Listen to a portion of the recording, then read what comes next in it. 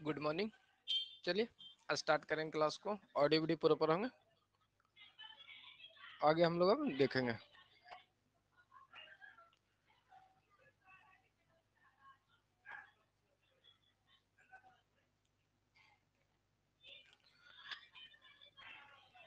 चलिए, तो आज की जो क्लास है वो आपका नया टॉपिक है। पुराने न्यू स्टूडेंट सब यहाँ से कंसिडर कर सकते हैं, कोई दिक्कत नहीं होंगे। तो हम लोग पढ़ेंगे कंपनी के बारे में, उनकी जो कैपिटल है उसके बारे में एंट्री को जानेंगे। तो सबसे पहले जो आप लोग देख लेंगे कि जितने भी स्टूडेंट है वो बीएड किए हुए हैं, और साथ में आज जो कल का जो नोटिफिकेशन है वो भी हम लोग स्टार्टिंग में देख लेंगे।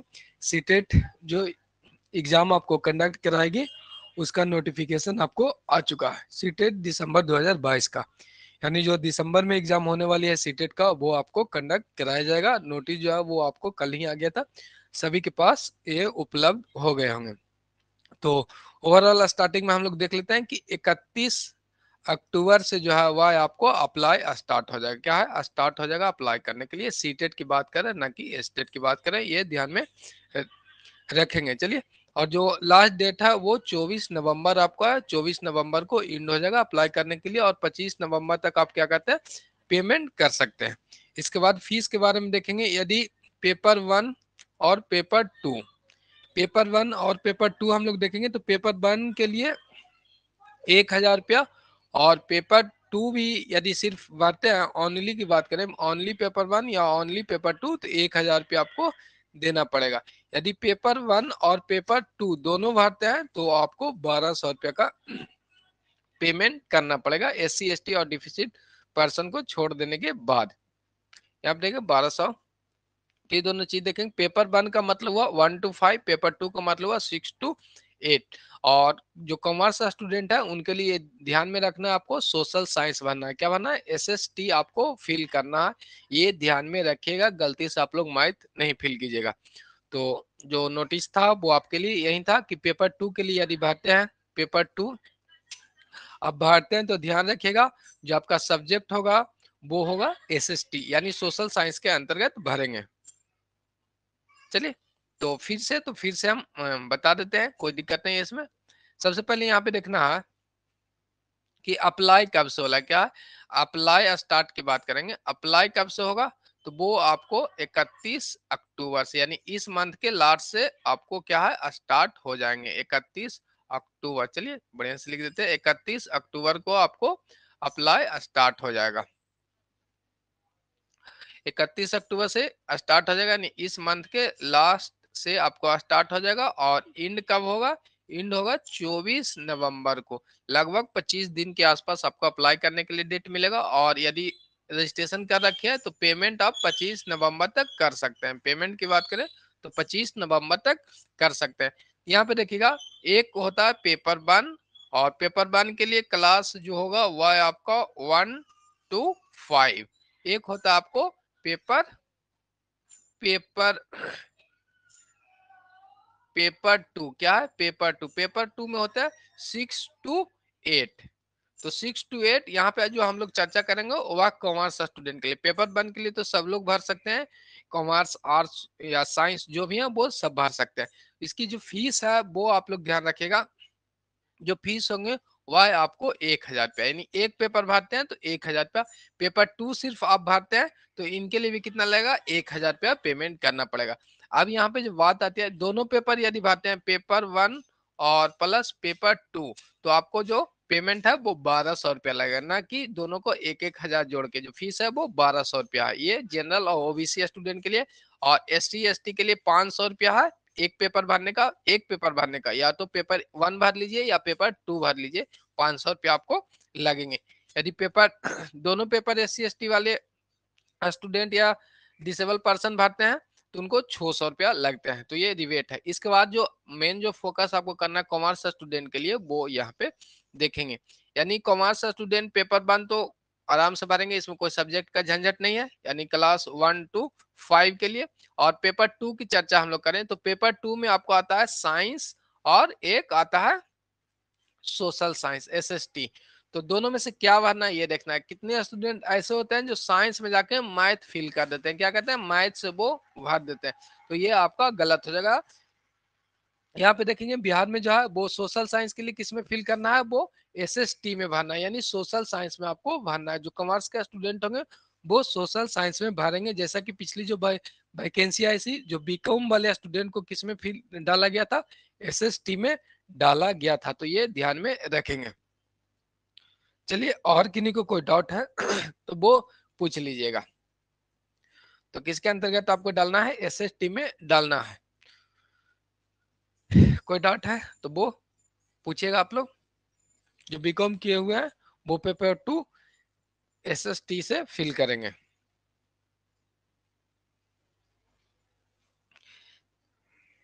चलिए, किन्हीं को कोई डाउट है तो वो पूछिएगा।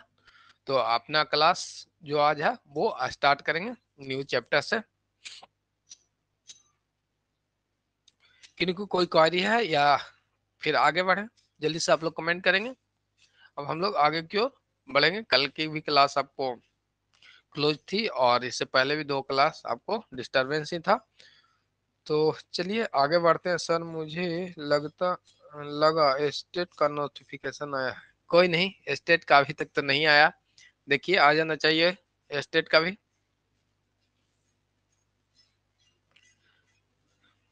चलिए ठीक है। तो जो बीकॉम वाले स्टूडेंट है किसमें फिल करना है, एसएसटी में फिल करना है। यदि आपको एक बार एसएसटी पास करने के बाद कभी लगे कि साइंस या मैथ से दे लें तो दे सकते हैं, कोई दिक्कत, ऐसे एग्जाम में कोई देखता नहीं है वहां पे। लेकिन ये ध्यान रखिएगा, एसएसटी पास करने के बाद ही कोई एक्सपेरिमेंट आपको करने का इच्छा करे तो कर सकते हैं। ऐसे एक बार पास होने के बाद दोबारा कोई भरता नहीं है जल्दी, अच्छे नंबर आने के बाद। तो चलिए यहाँ से आगे अब हम लोग बढ़ेंगे। तो कम ऑडियो वीडियो सबका प्रॉपर ही होगा उम्मीद है। तो अब हम लोग देखते हैं कंपनी के बारे में चर्चा करेंगे। पार्टनरशिप हम लोगों ने समाप्त कर दिया। तो यहाँ पे सबसे पहले हम लोगों ने सोल ट्रेड पढ़ा था, क्या एकल व्यवसाय पढ़े थे, एकल व्यवसाय को अध्ययन किए थे।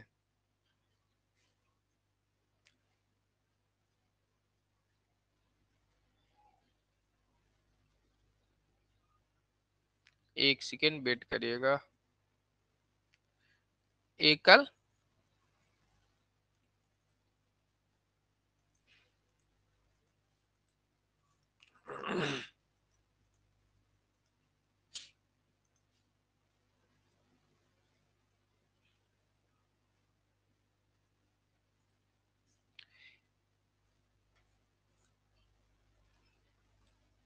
एक सेकेंड।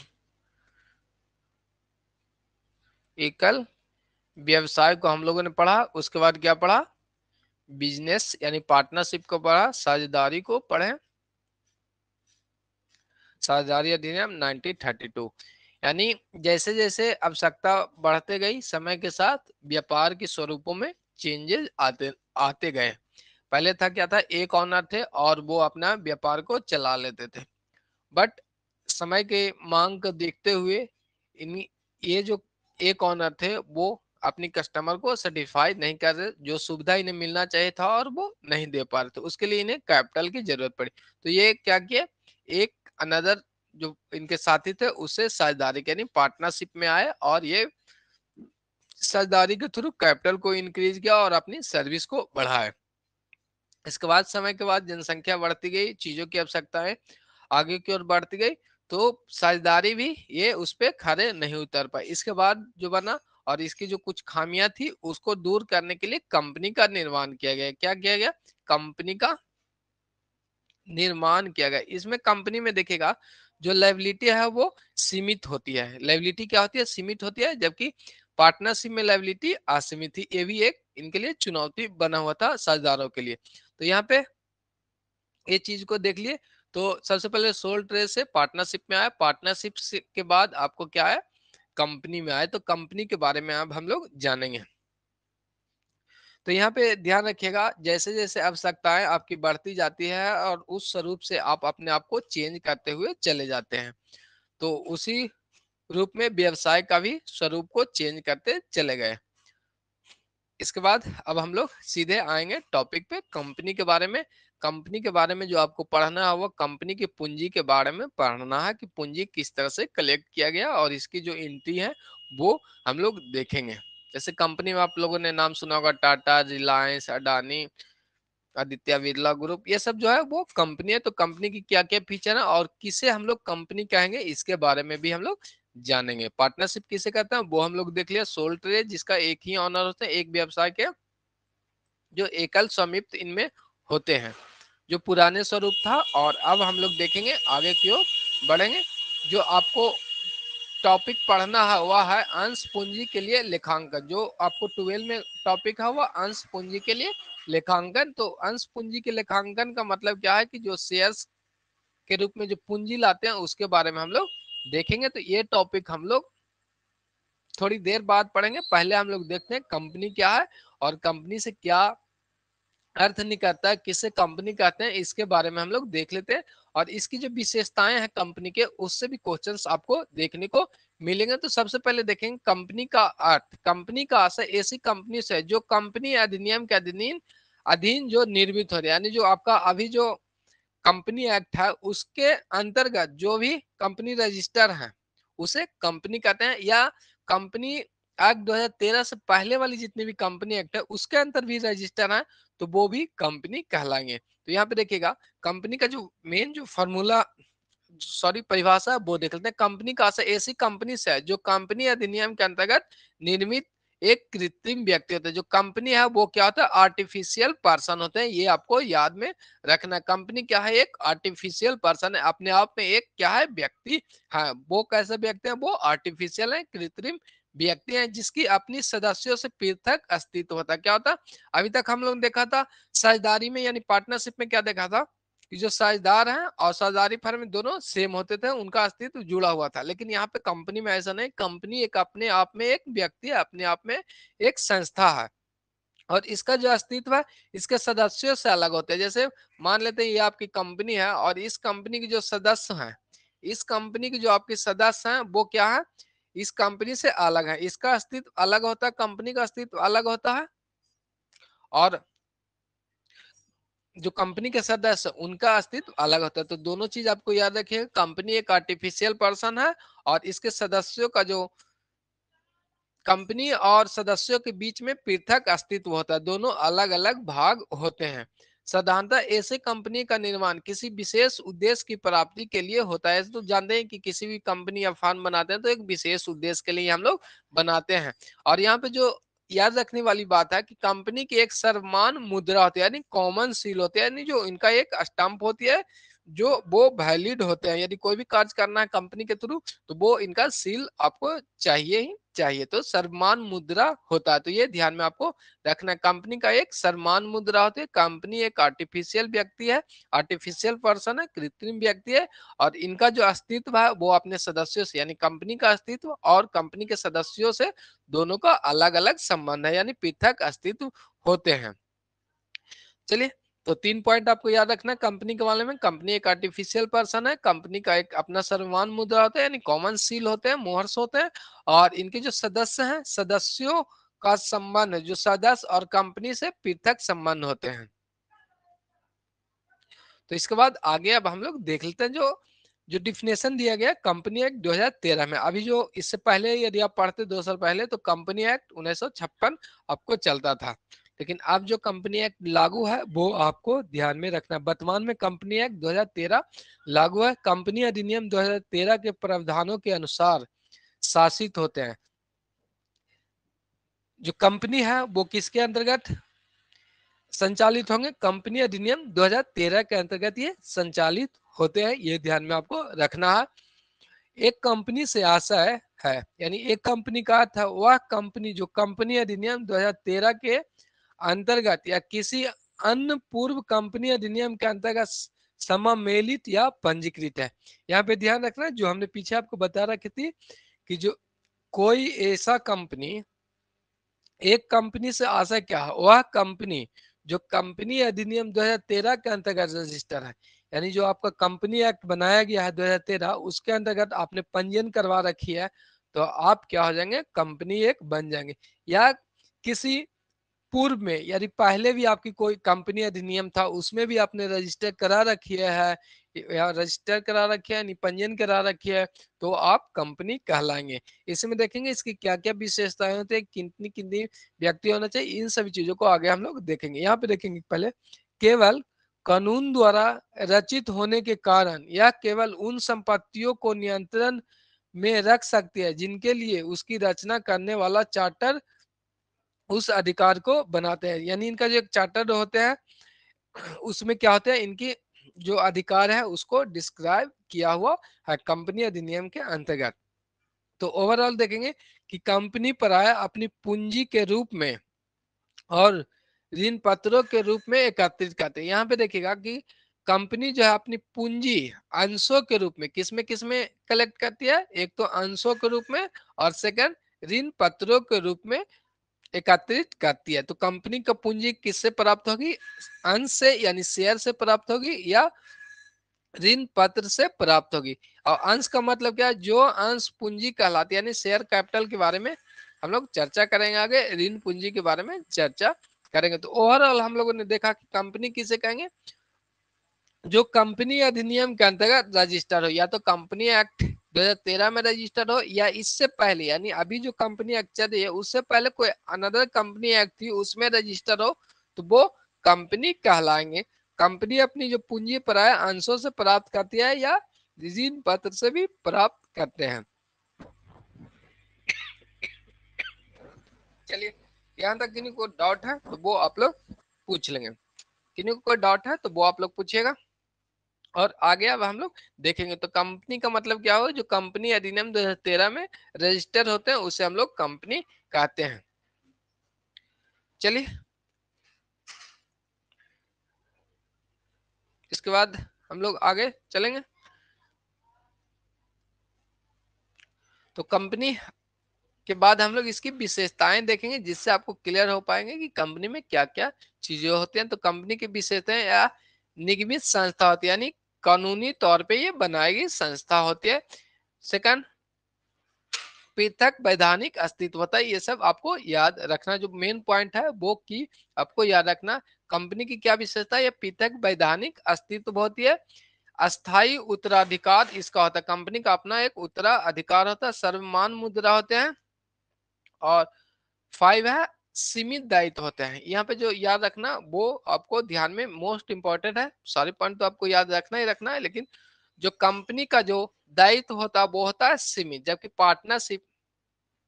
पार्टनरशिप में हम लोगों ने पढ़ा था कि कंपनी की जो लाइबिलिटी होता है, जो दायित्व होता है वो अनलिमिट होते थे। क्या होते थे, अनलिमिट होते थे। तो ये चीजें आपको ध्यान में रखना, कंपनी की चर्चा की जाएगी तो इसका जो दायित्व होता है वो आपको क्या होता है, सीमित होता है।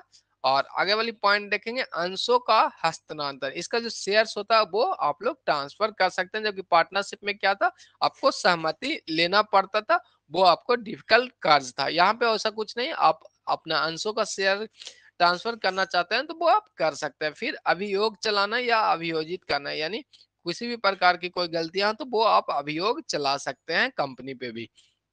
तो बारी बारी पॉइंट से हम लोग समझेंगे कि निगमित संस्था क्या होते हैं। निगमित संस्था क्या, समय समय पर लागू होने वाले कानूनों के प्रावधानों के अनुसार कंपनी का निर्माण किया जाता है। वहीं हमने आपको बताया कि निगमित संस्था का मतलब क्या है, कि जो कंपनी कानून के नियमों के अनुसार क्रिएट होते हैं। समानता भारत में कंपनियों का निर्माण तथा पंजीकरण कंपनी अधिनियम में होते हैं। भारत की हम लोग चर्चा करते हैं तो वो आपको कंपनी अधिनियम के अंतर्गत कंपनी का निर्माण होती है। इसीलिए कंपनी को क्या कहते हैं, निगमित संस्था कहते हैं। क्या कहते हैं, निगमित संस्था कहते हैं।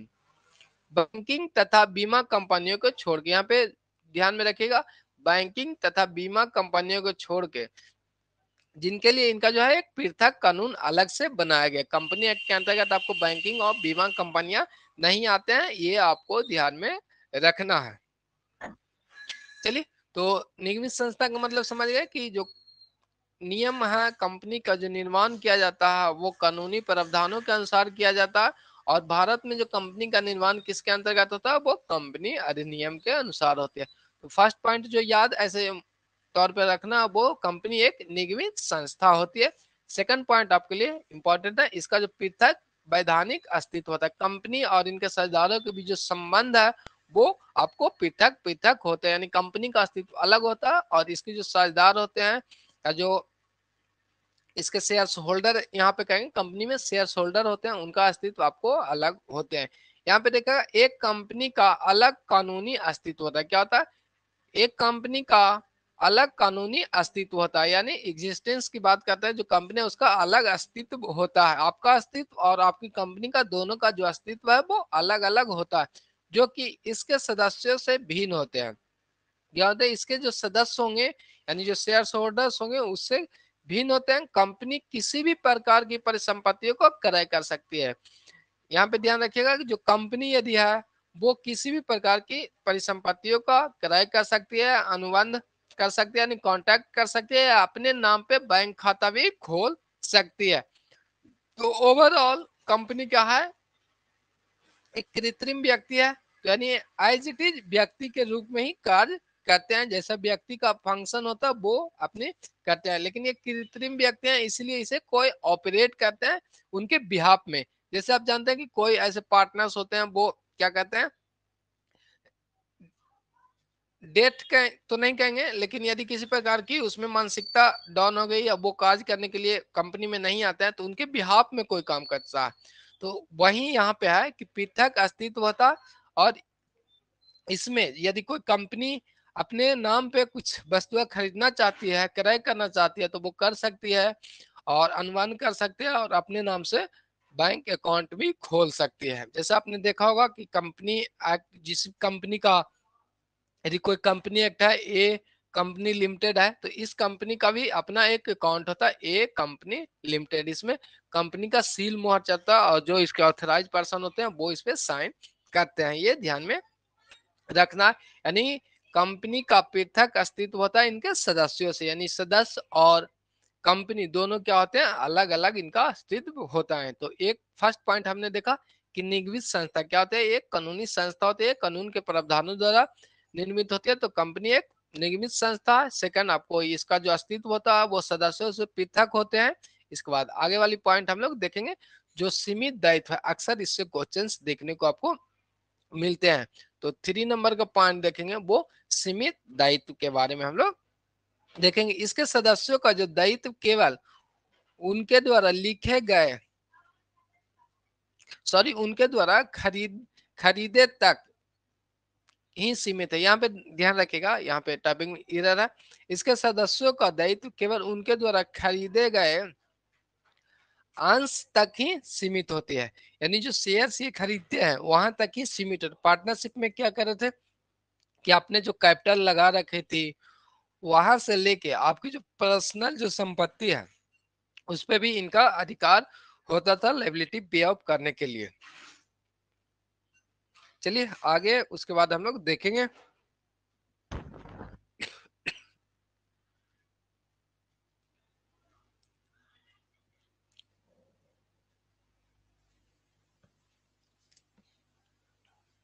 चलिए तो आगे हम लोग देखेंगे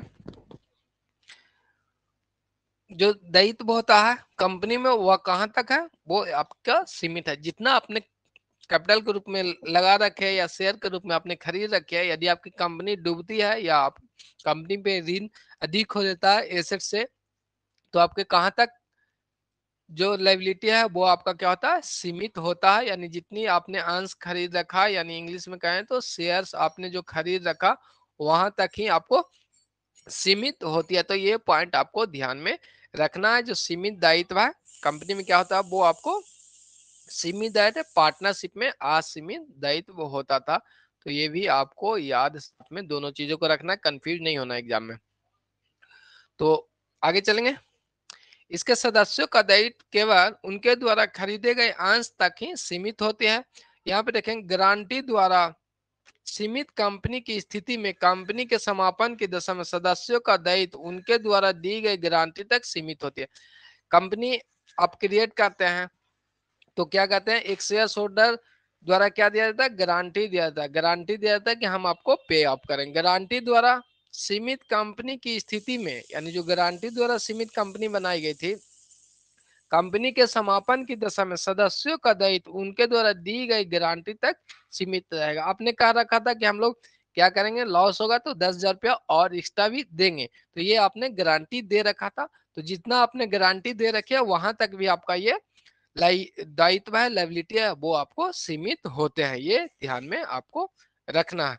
तो जो लाइबिलिटी है वो आपको एक सीमित होती है, यदि आपने जहां तक अंश खरीद रखा, शेयर्स खरीद रखा, तो वहां तक आपकी लाइबिलिटी होती है। यदि आपने किसी को गारंटी दे रखी है कि कंपनी भागेगी या जाएगी, तो हम कुछ अमाउंट इतना पे कर पाएंगे, 10,000 20,000 जो भी आपने, यदि एक कोई सियोरिटी दे रखी है, तो जहां तक आपने सियोरिटी दी है वहां तक आपको पे आउट करना होता है शेयर होल्डर को। आगे देखेंगे, इसके बाद अस्थाई उत्तराधिकार। कंपनी एक क्या है, कृत्रिम व्यक्ति है। क्या होते हैं, कंपनी क्या होता है, एक कृत्रिम व्यक्ति है, ये वाली पॉइंट भी आपको याद रखना है। कंपनी क्या है, एक आर्टिफिशियल पर्सन है, कृत्रिम व्यक्ति है, जो कि कानून द्वारा निर्मित इसके सदस्यों से परिवर्तित होने पर भी अस्तित्व में रहता है। यानी देखते हैं कंपनी में सीईओ, जो आप लोग सीईओ सुनते होंगे, वो आते जाते रहते हैं। तो और जो कंपनी का अस्तित्व है क्या है, वो स्टेबल रहता, अस्थाई रहते हैं। तो इस कंपनी एक क्या है, कृत्रिम व्यक्ति है, जो कि कानून द्वारा निर्मित इसके सदस्यों के परिवर्तन होने पे भी अस्तित्व में रहता है, यानी कोई इफेक्ट नहीं पड़ता, कोई भी पार्ट शेयर्स होल्डर आए और गए, उससे इस कंपनी के कोई फर्क नहीं पड़ते हैं। एक कंपनी के लिए केवल कानून द्वारा विघटन किया जा सकता है। यहाँ पे ध्यान रखिएगा, कोई भी एक कंपनी आपका है तो उसका विघटन किसके माध्यम से हम लोग कर सकते हैं, वो कानून के माध्यम से कर सकते थे। लेकिन पार्टनरशिप में हम लोग क्या था कि बोरिया बिस्तर समेट के चलिए निकल लेते हैं, तीनों पार्टनर्स यानी सभी पार्टनर्स को मानना है कि हम लोग बोरिया बिस्तर समेट लेते हैं, तो वो आप लोग निकल सकते थे। यहाँ पर ऐसा नहीं, कंपनी को केवल कानून द्वारा विघटन किया जा सकता। कंपनी के सदस्यों की मृत्यु, दिवालिया होने की स्थिति में भी कंपनी अस्तित्व पर कोई प्रभाव नहीं पड़ता है, क्योंकि स्टार्टिंग में हम लोगों ने देख रखा था कि कंपनी का जो अस्तित्व है वो साझेदार से, यानी इसके जो होल्डर शेयर होल्डर है उनसे, और कंपनी का अस्तित्व अलग होता है। तो यहाँ पे यदि कोई भी सदस्य हैं, उनकी मृत्यु हो जाती है, दिवालिया हो जाते हैं, तो इस स्थिति में कंपनी का अस्तित्व पे कोई आपका प्रभाव नहीं पड़ता है, सदस्य आते जाते रहते हैं। तो इसका जो अस्थाई उत्तराधिकार होता है, कंपनी का अपना एक रिस्पॉन्सिबिलिटी है, उत्तराधिकार है। चलिए, इनका एक क्या है, एक अस्थाई उत्तराधिकार मिला हुआ है कंपनी का, कोई आएंगे कोई जाएंगे, कंपनी का अस्तित्व पे कोई प्रभाव आपको नहीं पाता। तो इसमें जो आपको याद रखना है, वो सबसे पहले तो कृत्रिम व्यक्ति है, और आपको पता है कि इसका अस्तित्व अलग है, तो सदस्यों से और कंपनी के जो अस्तित्व है उस पे दोनों का कोई असर नहीं पड़ता किसी व्यक्ति को आने और जाने से। कोई व्यक्ति मृत्यु हो जाए, दिवालिया हो जाए, यानी सदस्य की बात कर रहे हैं, तो उसपे कंपनी के अस्तित्व पे कोई प्रभाव नहीं पड़ता है। चलिए, तो यहाँ तक हम लोगों ने देख लिया। तो जो मेन सबसे ज्यादा जो इम्पोर्टेंट है वो आपको सीमित दायित्व सबसे ज्यादा इंपॉर्टेंट है इसमें याद रखने के लिए। बाकी तो सारी चीज आपको ध्यान में रखना ही है, जो इससे अक्सर मैक्सिमम क्वेश्चंस देखने को मिले, जो सीमित दायित्व है और पार्टनरशिप में असीमित दायित्व है, दोनों को कंक्लूजन करके कभी कभी कंफ्यूज भी हो जाते हैं। आगे अब हम लोग देखेंगे सर्वमान मुद्रा। अब सर्वमान मुद्रा क्या, कि कंपनी कृत्रिम व्यक्ति होने के कारण अपने नाम का हस्तांतरण नहीं कर सकता। आपको पता है कि कोई भी आर्टिफिशियल पर्सन होंगे वो क्या करेंगे, यानी कृत्रिम व्यक्ति होंगे, तो वो सिग्नेचर नहीं कर सकते। इसीलिए प्रत्येक कंपनी के एक सर्वमान मुद्रा का प्रयोग आवश्यक होता है, जो कि अधिकारित रूप से कंपनी के लिए हस्ताक्षर करता है। कोई दस्तावेज यदि इस कंपनी की सर्वमान मुद्रा नहीं है तो कंपनी इसके लिए बाध्य नहीं होगी। सर्वमान मुद्रा का मतलब एक मोहर सील, कॉमन सील की बात कर रहे हैं, कि कंपनी का एक अपना कॉमन सील होता है, जो किसी भी डॉक्यूमेंट पे लगने के बाद उस वो कंपनी उसके लिए लेबल हो जाती है। तो ये ध्यान में रखना है, यानी कंपनी के बिहाफ में कौन काम करती है, वो कॉमन सील सर्वमान मुद्रा काम करते हैं। तो चलिए, ध्यान में रखिएगा कि कंपनी का एक अपना कॉमन सील होता है, यानी सम्मान इनका मुद्रा होता है, क्योंकि एक आर्टिफिशियल पर्सन है तो इसके बिहाफ में एक सील काम करती है। तो यहाँ पे ध्यान रखिएगा, कोई भी दस्तावेज पे कंपनी का सम्मान मुद्रा नहीं है तो कंपनी इसके लिए बाध्य नहीं होगी, ये ध्यान में रखना है। आगे अब हम लोग देख लेते हैं अंशों का ट्रांसफर, अंशों का हस्तांतरण के बारे में हम लोग देखेंगे। एक सार्वजनिक लिमिटेड कंपनी के अंश मुक्त रूप से हस्तांतरणीय है, क्या ट्रांसफरेबल है। आप चाहते हैं तो अपनी शेयर्स को क्या कहते हैं, ट्रांसफर कर सकते हैं। अंशों के हस्तांतरण के लिए कंपनी की अनुमति या किसी सदस्यों की सहमति की आवश्यकता नहीं है। पार्टनरशिप में हम लोगों ने अध्ययन किया था, तो वहां पे क्या देखे थे कि आपको क्या है, सहमति लेना पड़ता था अपनी पार्टनरों से, तब आप ट्रांसफर कर सकते थे। तो जो बाध्यताएं आपकी पार्टनरशिप में थी उसे दूर करने के लिए ही कंपनी को लाया गया था, यानी कंपनी को अस्तित्व में आना पड़ा। तो यहाँ पे देख लेंगे कि एक सार्वजनिक लिमिटेड कंपनी के अंश मुक्त रूप से हस्तांतरणीय है। अंशों के हस्तांतरण के लिए कंपनी की अनुमति या किसी सदस्य की सहमति की कोई आवश्यकता नहीं होती है, लेकिन कंपनी के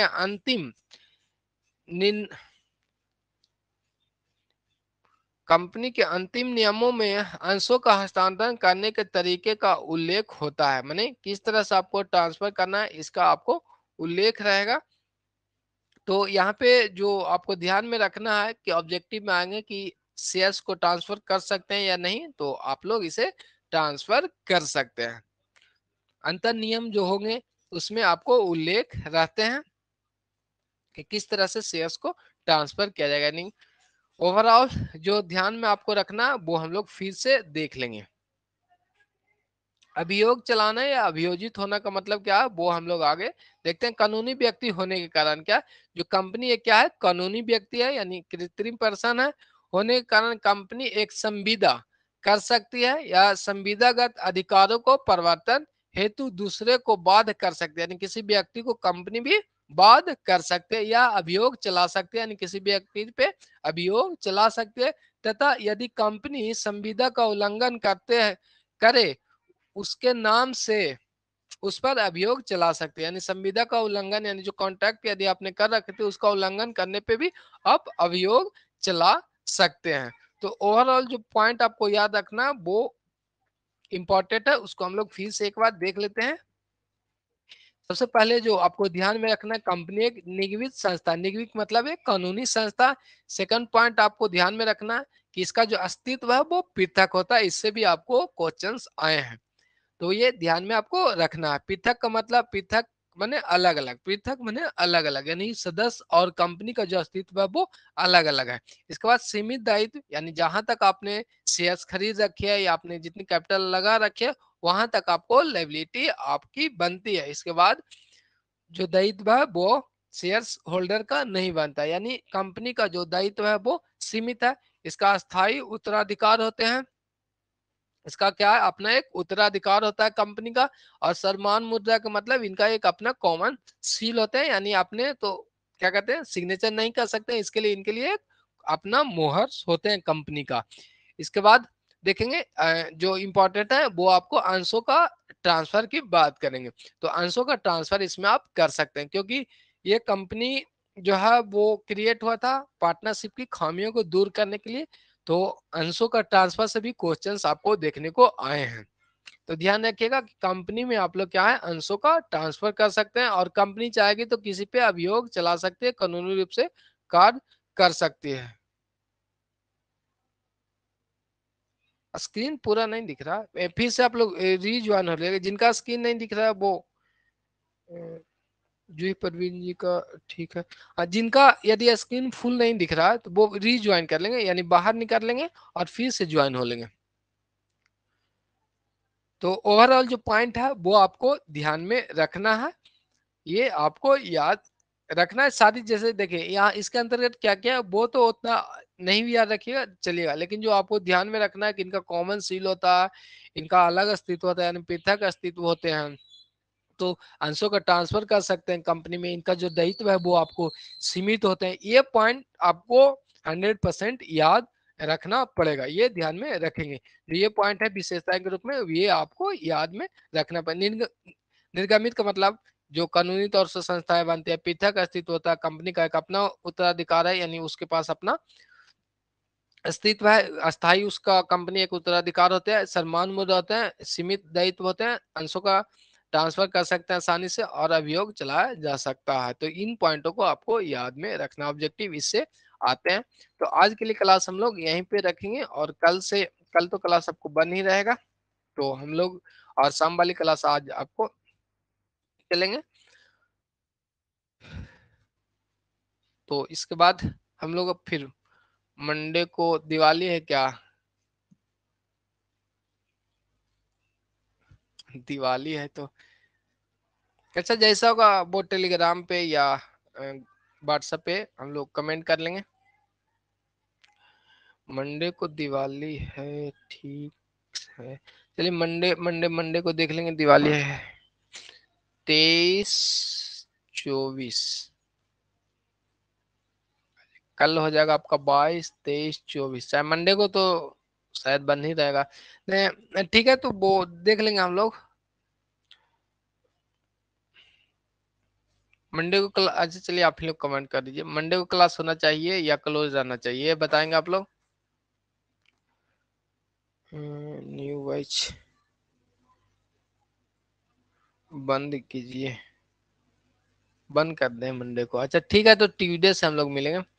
न्यू बैच चलिए न्यू बैच में देखिए यहाँ पे दो चीजें हैं। न्यू बैच के बारे में कमेंट आया, तो न्यू बैच का मतलब हुआ कि कोई ऐसा जो टॉपिक है वो कंपनी आपका क्या है, फ्रेश टॉपिक है, तो यहाँ से आपको ये न्यू बैच ही है। जैसे ही कंपनी समाप्त हो जाएंगे तो शाम में जो स्टूडेंट आएंगे उनके लिए जो वो कम जो अकाउंट का चैप्टर है वो 11 से फिर से स्टार्ट करेंगे। आपकी जो चैप्टर चलते रहेगी वो इस बैच में चलते रहेगी। जैसे इससे क्या फायदा हो जाएगा, एक तो कंपनी की यदि 10 क्लासेज या 12 क्लासेज चलते हैं तो वो आसानी से कर सकते हैं, क्योंकि आपने अभी देखा जो भी कंपनी या पार्टनरशिप है वो पीछे वाले चैप्टर से उतना रिलेट नहीं होते हैं। तो यहाँ तो एक ये हो जाएगा कि आपका ये जो क्लास है वो आपको लिए जो भी न्यू स्टूडेंट उनके लिए फ्रेश है, न्यू बैच ही है। और उनको जो पीछे वाली यदि आप फ्रेश में चाहते हैं तो शाम में यदि क्लास स्टार्ट होंगे अभी तो वो अपडेट देंगे, तो वहां से भी आप लोग ज्वाइन कर लेंगे। और जो दो दो दिन ही बीएसटी अभी रखेंगे अगला वीक से, जैसे ही फेस्टिवल समाप्त होने के बाद फ्राइडे सैटरडे, हाँ फ्राइडे सैटरडे 2 दिन हम लोग रख लेते हैं। बी इकोनॉमिक्स पहले स्टार्ट करते हैं, इकोनॉमिक्स से क्वेश्चंस आपको आएंगे और उसके बाद बीएसटी को हम लोग फिर देख लेंगे। तो चलिए, तो न्यू बैच के लिए उतना स्टूडेंट ज्वाइन हुए नहीं तो देखते हैं इसी में कंटिन्यू करेंगे, तो इसी में हम लोग कर लेंगे। जैसे कंपनी होने के बाद वो आगे भी पढ़ लेंगे, जैसे बीकॉम वाले हायर परचेज हैं, रॉयल्टी है, इन सभी चीजों को हम लोग इसी में भी कर लेंगे। और जैसा होगा वो हम लोग देख लेंगे आगे, अभी हम लोग देखते हैं। तो चलिए, किन्हीं को कोई और डाउट है तो वो आप लोग पूछ लीजिएगा।